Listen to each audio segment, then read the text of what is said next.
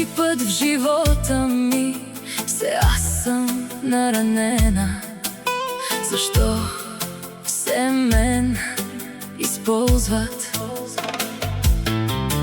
Кога някой ще погледне в душата ми? Кога ще дойде този ден? Всеки път раните отровни аз лекувам. След всяка буря се изправям. Но защо трябва все на мен да се случва? Защо? Питам се всеки път защо. С какво заслужих това, Господи? На кой лошо направих?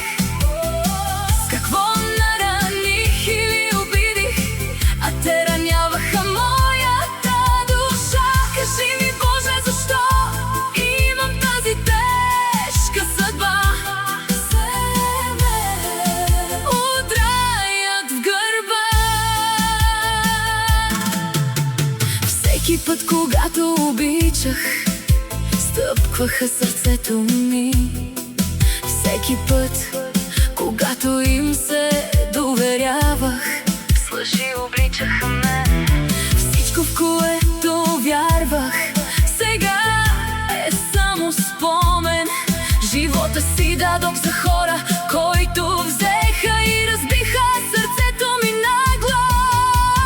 С какво заслужих това, Господи? На кой лошо направих? С какво нараних или обидих, а те раняваха моята душа? Кажи ми, Боже, защо имам тази тежка съдба? Удраят в гърба. Сега едно си обещавам, Господи, всичко забравям в този миг.